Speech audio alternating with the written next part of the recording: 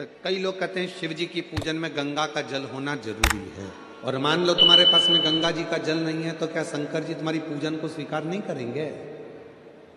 अरे बोलो तो जम के, करेंगे ना। क्यों? स्कंद पुराण में वर्णन आता है, स्कंद पुराण में वर्णन आता है कि एक बहुत साधारण सी घर में रहने वाली एक दृष्टांत बड़ा सुंदर है।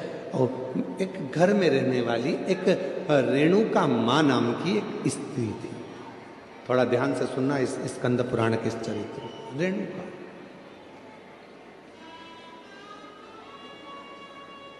वो रेणुका मां के पास में कुछ भी नहीं था। उसकी एक बेटी थी सुकन्या करके। रेणुका मां की एक बेटी थी सुकन्या, बड़ी सुंदर थी। और रेणुका मां भी शंकर भगवान की पूजन करती थी और सुकन्या भी शिव जी की पूजन करती थी। सरल विधि से पूजन करते।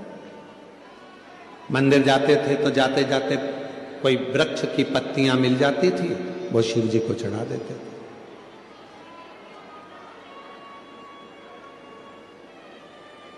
कोई फूल मिल जाता था, वो शिव जी को चढ़ा देते थे।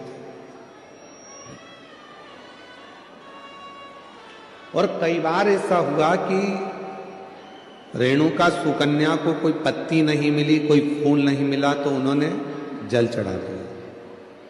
कई बार ऐसा भी हुआ कि सुकन्या और रेणुका को जल भी नहीं मिला तो उन्होंने 3 बार ताली बजा दी। कई बार ऐसा हो गया सुकन्या और रेणुका को कि वो मंदिर भी ना जा पाए तो उन्होंने शिखर का दर्शन कर लिया। शिखर का दर्शन।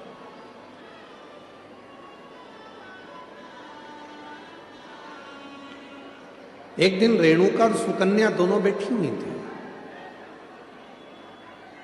और रेणुका सुकन्या बैठी हुई थी और वहीं से एक संत का निकलना हुआ।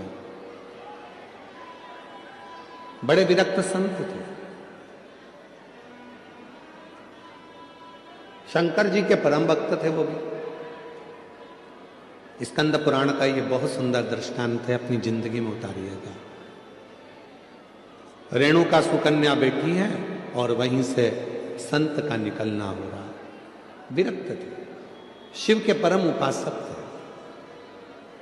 उनके मुख से नित्य प्रति ओम नमः शिवाय, ओम नमः शिवाय, ओम नमः शिवाय, ओम नमः शिवाय जपा करते।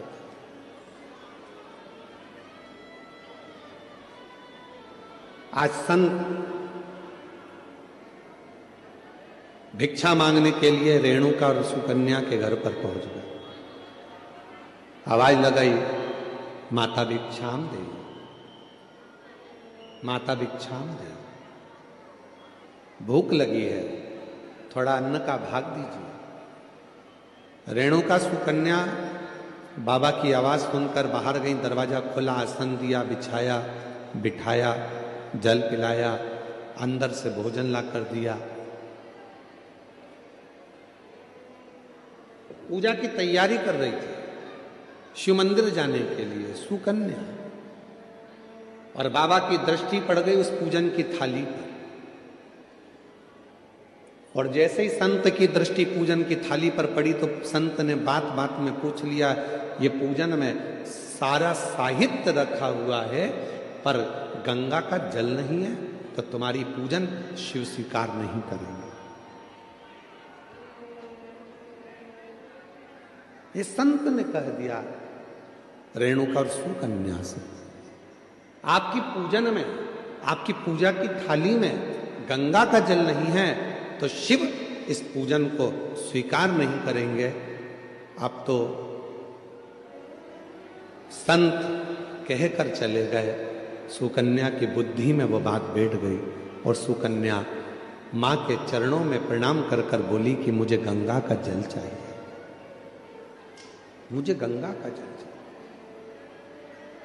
बाबा कहकर गए हैं, संत कहकर गए हैं कि जब तक गंगा का जल पूजन की थाली में नहीं होगा तब तक शिव प्रसन्न नहीं होंगे, शिव इस पूजन को स्वीकार नहीं करेंगे।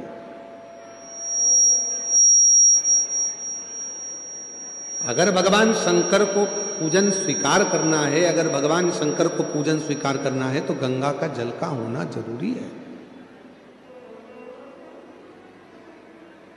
स्कंद पुराण कह रही है कि सुकन्या और रेणुका दोनों आंखों में जल भर ली। कहा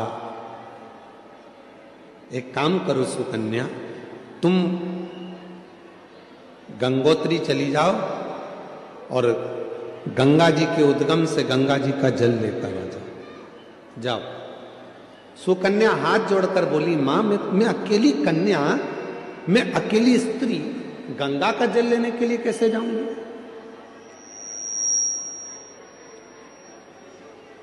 शिव की पूजन सुकन्या ने भी बंद कर दी, रेणुका ने भी बंद कर दी। दोनों शंकर के मंदिर नहीं जा रही हैं क्योंकि संत कहकर गए हैं कि गंगा का जल होना जरूरी है। अब गंगा का जल ही नहीं है तो शंकर मंदिर जाके करूंगी क्या? अब गंगा का जल ही नहीं है तो शिवजी के शिवालय में जाकर करूंगी क्या? ना सुकन्या मंदिर जा रही है, ना रेणुका मंदिर जा रही है।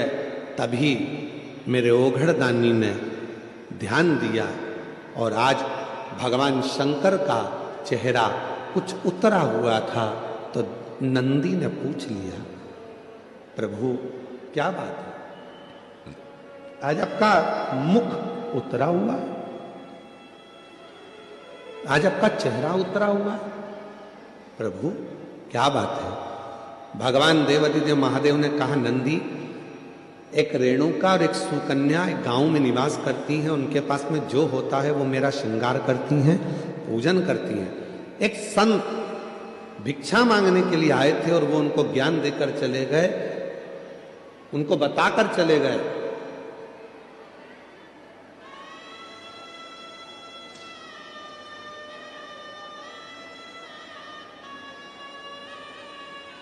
कि गंगा के जल के बिना शिव पूजन को स्वीकार नहीं करते।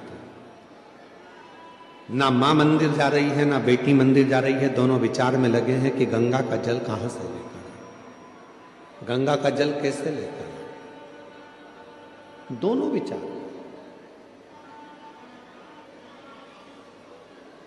और उन दोनों के जल के बिना मैं फीका हूं।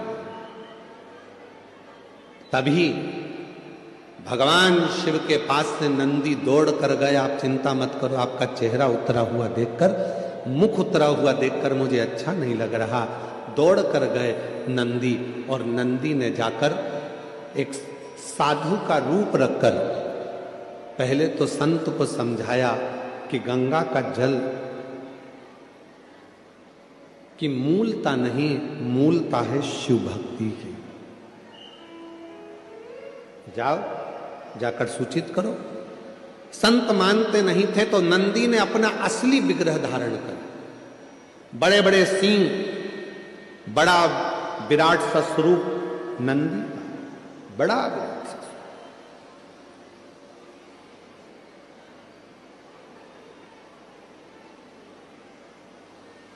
और इतना विराट स्वरूप नंदी का था, इतना विराट स्वरूप नंदी का था, नंदी जैसे ही सामने जाकर उस संत के खड़े हुए और अपनी पूंछ का एक बाल संत के ऊपर जो घुमाया, इतने में संत जमीन पर पड़ गए, हाथ जोड़कर बोले, मुझसे क्या गलती हो गई?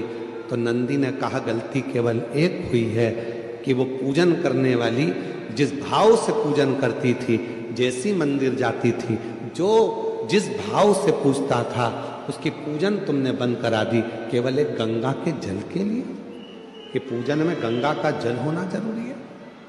जाओ।